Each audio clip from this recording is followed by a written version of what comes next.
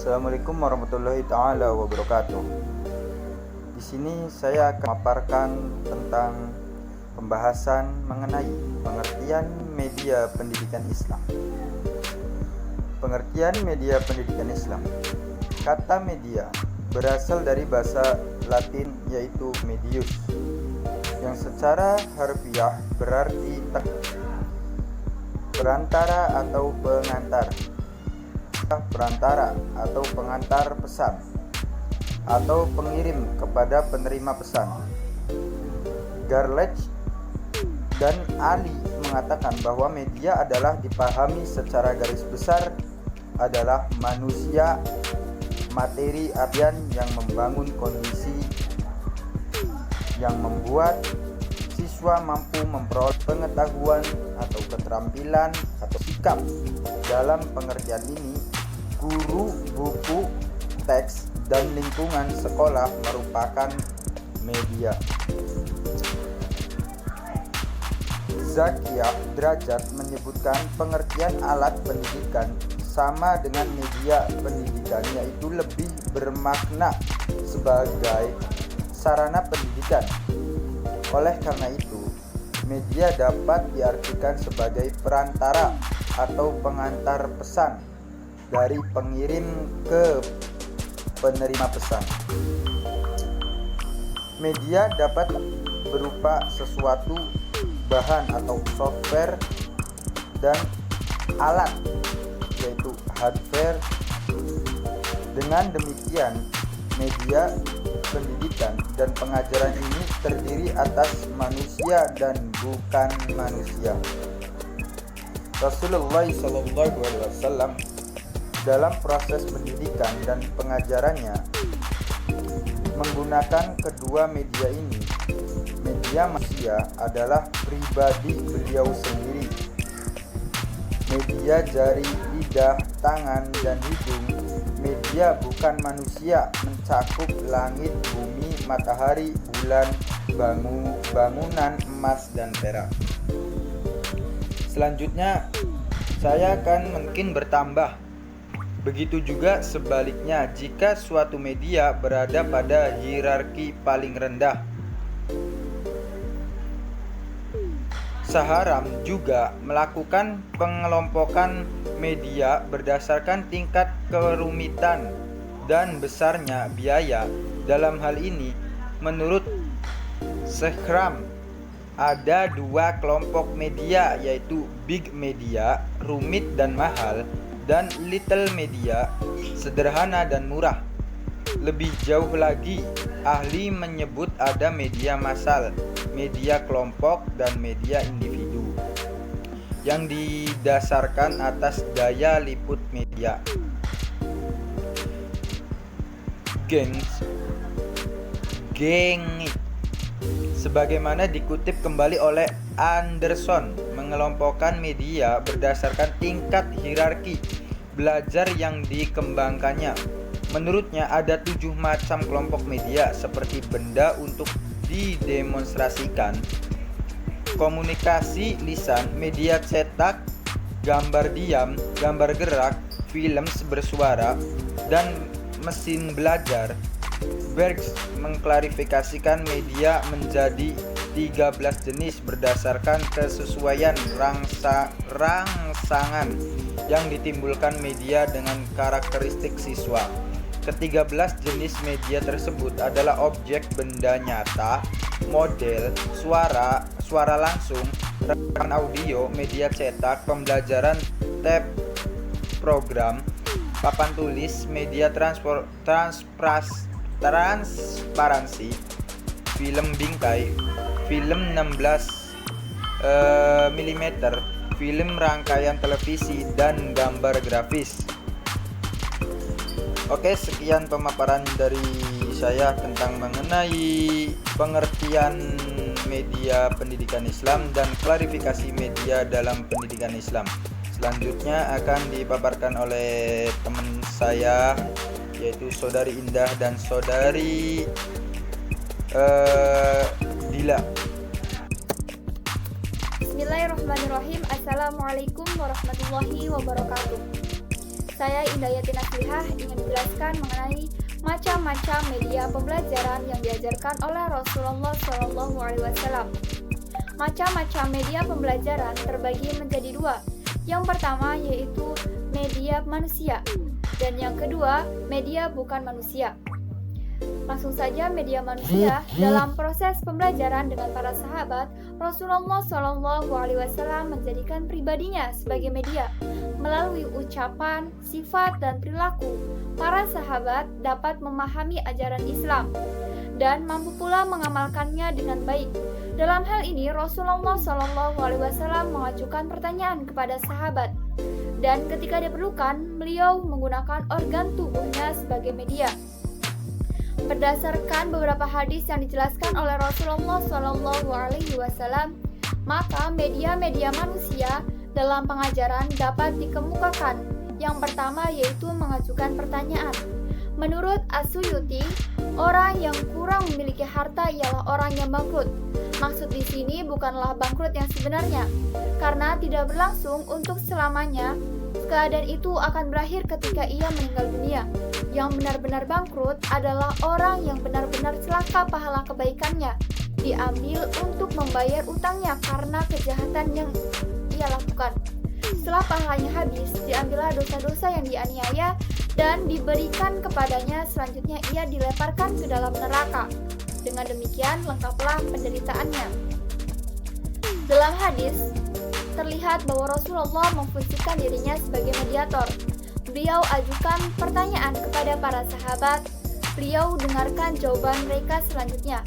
Beliau menjelaskan inti masalah yang sedang dibicarakan sehingga tidak ada lagi tanda tanya pikiran para sahabat. Jadi, melalui beliau, peserta didik mendapat informasi.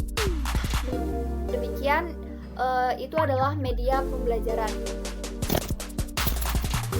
Adapun media yang diterapkan Nabi Muhammad SAW dalam upaya agar ajaran agamanya diterima oleh umatnya, antara lain yang pertama yaitu melalui perbuatan Nabi Muhammad SAW, di mana beliau memberikan contoh langsung yang dikenal dengan uswatun hasanah,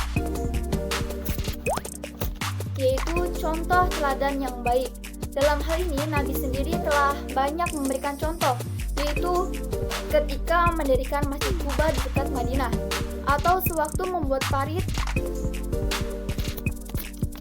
pertahanan sebagai persiapan menghadapi perang Azab. Dalam pekerjaan-pekerjaan itu, beliau turun langsung untuk mencontohkan kepada umat-umatnya. Media berbasis manusia memiliki dua teknik yang efektif.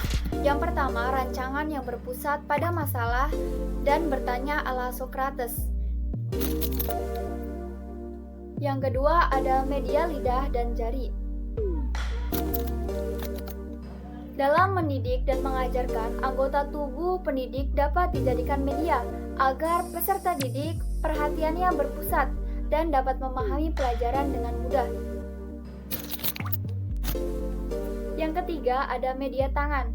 Nabi Muhammad SAW mengungkapkan dalam sebuah hadis ketika ditanya tentang dua hal sehubungan dengan pelaksanaan ibadah haji, yaitu tentang menyembelih hewan sebelum melempar jumroh dan mencukur rambut sebelum menyembelih.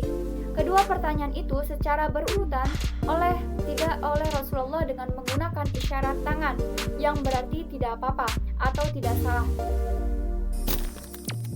Di sini beliau menggunakan tangan sebagai media pembelajaran. Yang keempat yaitu media hidung. Dalam sebuah hadis, Rasulullah SAW menyebutkan anggota-anggota tubuh yang harus menyentuh lantai ketika sujud dalam sholat. Anggota-anggota tubuh itu ialah kening, kedua telapak tangan, kedua lutut, dan ujung jari kedua kaki. Ketika menyebutkan kening, beliau menunjuk hidung sebagai penekanan bawah hidung, itu juga harus menyentuh lantai. Dalam hal ini, beliau telah menggunakan media hidung sebagai media pembelajaran kepada sahabatnya. Berikutnya, macam media bukan manusia. Yang pertama itu ada media langit dan bumi. Langit dan bumi adalah dua komponen besar dalam alam ini. Kondisinya dapat disaksikan oleh manusia. Oleh karena itu, keduanya dijadikan pembelajaran oleh Rasulullah SAW. Dalam sebuah hadis, beliau menggunakan langit dan bumi sebagai media untuk menggambarkan surga. Apa yang beliau deskripsikan ini sesuai dengan apa yang telah ditegaskan Allah Subhanahu wa taala dalam Al-Qur'an surat Ali Imran ayat 133 yang menyatakan bahwa surga itu seluas langit dan bumi.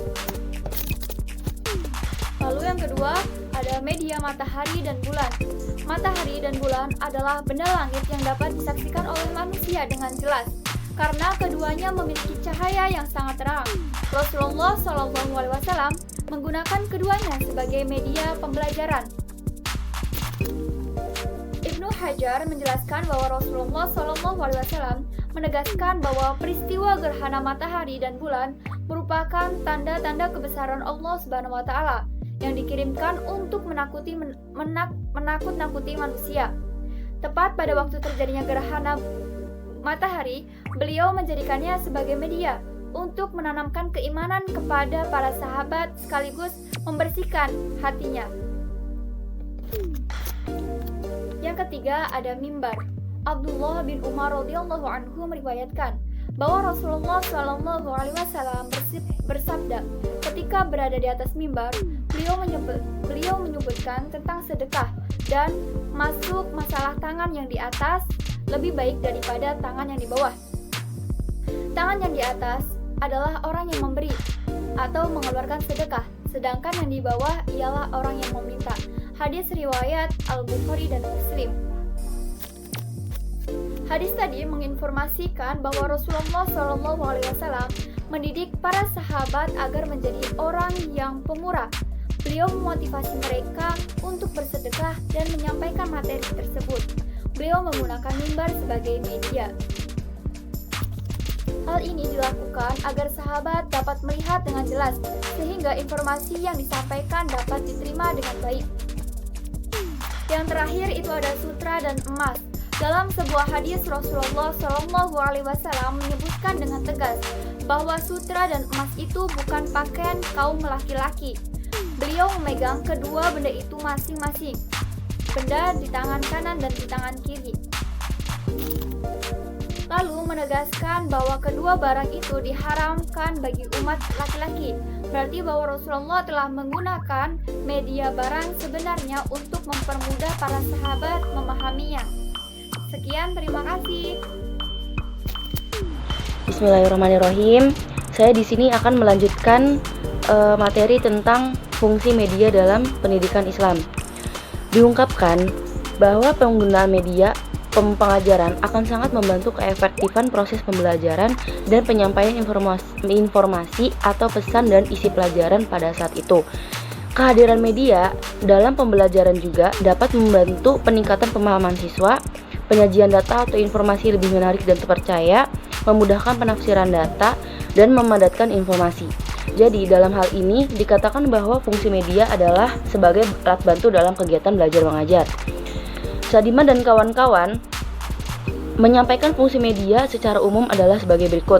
Yang pertama, untuk memperjelas penyajian pesan agar tidak terlalu bersifat visual. Yang kedua, mengatasi keterbatasan ruang, waktu, dan daya indera. Misal objek yang terlalu besar untuk dibawa ke kelas dapat diganti dengan gambar, slide, dan sebagainya.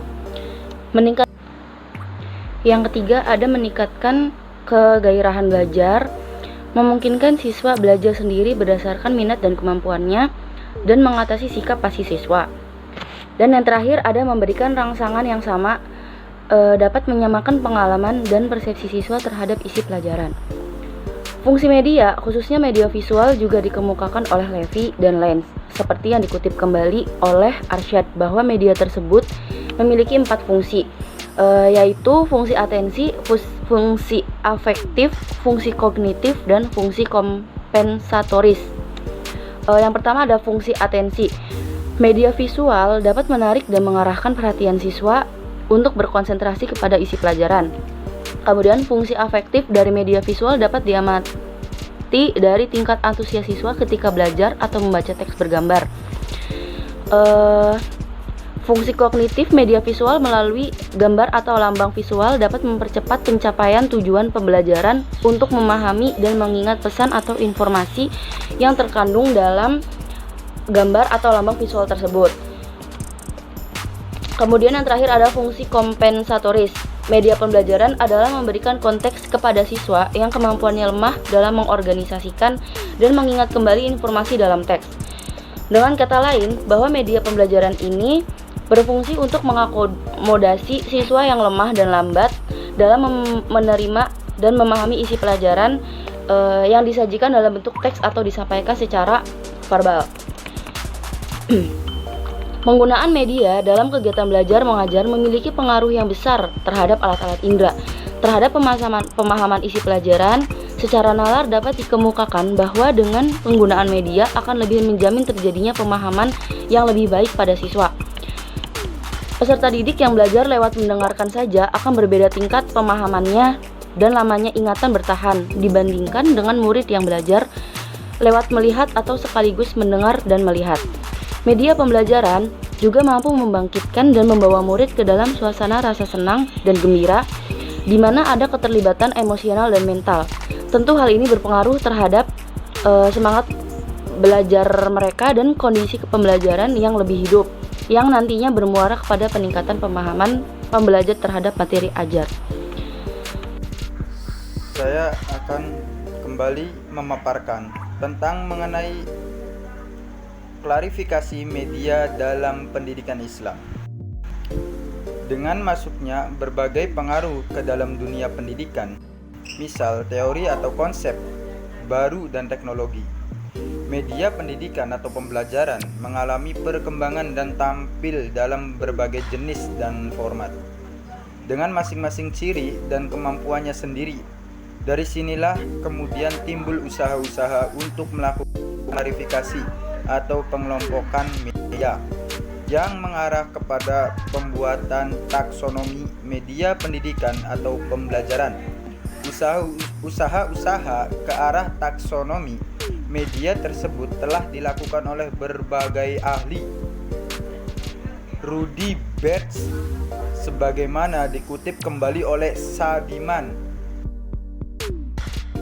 berdasarkan unsur pokoknya, yaitu suara visual berupa gambar, garis, dan simbol, dan gerak. Di samping itu juga Betts membedakan antara media siar atau telekommunikasi dan media recording. Dengan demikian, media menurut taksonomi Betts dikelompokkan menjadi 8 kategori. Yang pertama, media audio. Yang kedua, media visual gerak. Yang ketiga, media audio visual diam. Yang keempat, media audio semi gerak. Yang kelima, media visual gerak. Yang keenam, media visual diam. Yang ketujuh, media semi gerak. Yang terakhir, media audio dan media cetak. Pengelompokan menurut tingkat kerumitan perangkat media, khususnya media audio visual, dilakukan oleh C.J. Duncan dengan menyusun satu hierarki. Dari hierarki yang digambarkan oleh Duncan, dapat ditarik suatu kesimpulan bahwa semakin tinggi tingkat hierarki suatu media, semakin rendah suatu biayanya dan semakin khusus sifat penggunaannya. Namun demikian, kemudian pesan penggunanya semakin bertambah. Begitu juga sebaliknya jika suatu media berada pada hierarki paling rendah. Saharam juga melakukan pengelompokan media berdasarkan tingkat kerumitan dan besarnya biaya.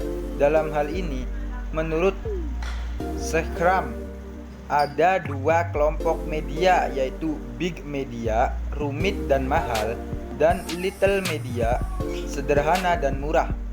Lebih jauh lagi, ahli menyebut ada media massal, media kelompok, dan media individu yang didasarkan atas daya liput media. Geng sebagaimana dikutip kembali oleh Anderson, mengelompokkan media berdasarkan tingkat hierarki belajar yang dikembangkannya. Menurutnya ada 7 macam kelompok media seperti benda untuk didemonstrasikan, komunikasi lisan, media cetak, gambar diam, gambar gerak, film bersuara, dan mesin belajar. Bergs mengklarifikasikan media menjadi 13 jenis berdasarkan kesesuaian rangsangan yang ditimbulkan media dengan karakteristik siswa. Ke-13 jenis media tersebut adalah objek benda nyata, model, suara langsung, rekaman audio, media cetak, pembelajaran, tab program, papan tulis, media transparansi, film bingkai, film 16 mm, film rangkaian televisi, dan gambar grafis.